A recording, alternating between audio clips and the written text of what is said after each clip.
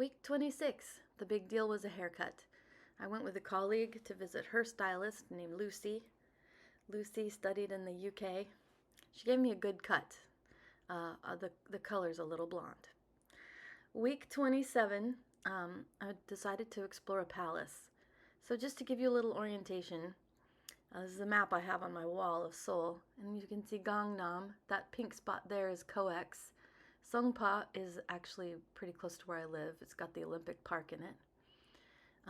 Gangnam, of course, is famous for Oppa Gangnam style. That's the biggest neighborhood near us. Across the Han River, we get to Yongsan Park, which is where the museum was, and then Namsan Tower.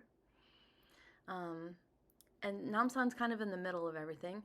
Above Namsan, you'll see here is where all the old historical artifacts are. So there's Insadong, the street that I like to shop on.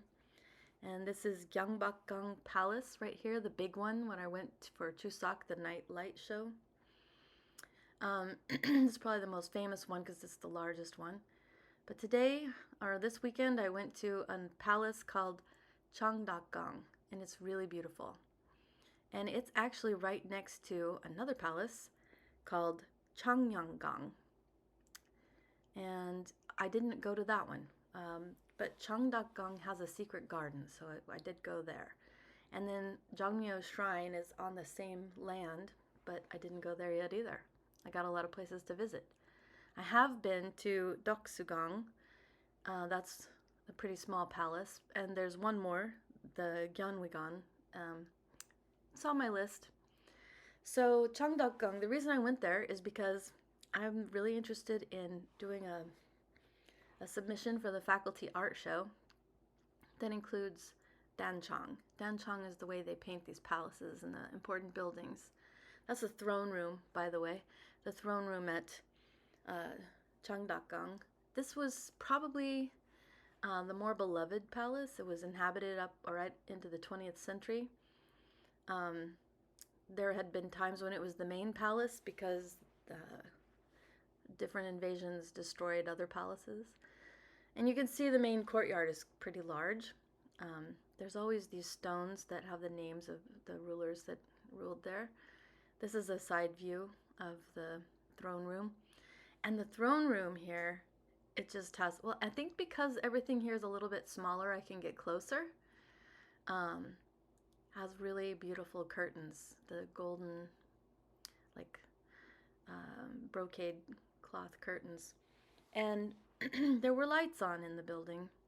Not the upper lights, there were lights down below.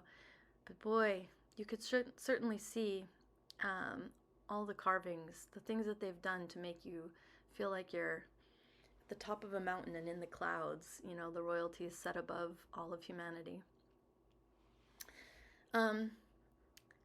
So the danchang that's on this palace seemed to have been better kept up than other places I've been.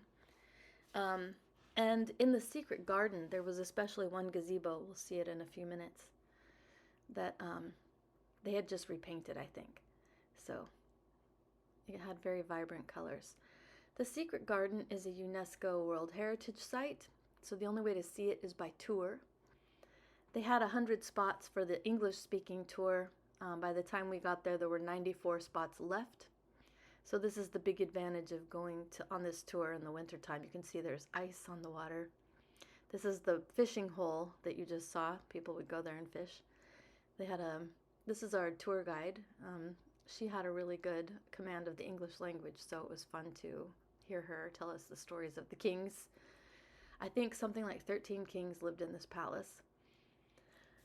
This palace has been in several movies and dramas. Here's that gazebo. This was falling into the water behind it, and so they had to restore it, and the paint was just so vibrant. There's a blue dragon inside the gazebo, on the roof. That she told us about the lotus being a symbol of masculinity, that the lotus flower grows up from the muddy bottoms of the water and grows straight and tall and thrives in the muck. I think that the garden is something I'm going to come back and see in different months, but I'm kind of glad I went in the winter just because you can see the buildings so well. There were all kinds of buildings. This is an area where they would have held banquets, and it's not painted in a fancy way because the king was setting a good example of humility and moderation. And then walking around this area, there's 900 hanok houses in this area that are about 500 years old. So sometimes you're passing palace grounds. Oh, this one has a blue ceramic glazed roof. This is like the main official's house. It also has a throne room inside of it and a nice courtyard in front of it. But that blue glazed tile, it stands out. There's not very many places with that on it. So we took about 3 hours between the secret garden tour and then wandering all these buildings on this lot and looking at all the pretty paint on the buildings. There's not a lot of furniture inside of them. This is now we're looking at the house of the king and the queen. They're right next to each other. The king's house, the queen's house. And I think I did manage to capture some furniture inside the king's house. But I think the reason this one has been so well preserved is because it was the one that was occupied into the latest into the 20th century.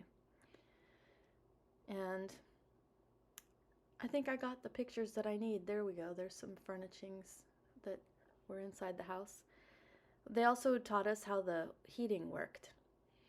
The ondol heating, they used to use fire to heat up the floors. I did not know that. There's chimneys around where the smoke would be pushed out a few feet away from the floor. At the end of this, we went over to Insadong and had lunch at a nice little restaurant. But there's so much more for me to explore in this area. So we had a stew, it was really good. And then we went to Old Shin Tea House to round out the day. Fabulous day with good colleagues, and one of my colleagues paid for the taxi ride home, so I was glad of the relief to my aching legs. Great adventure.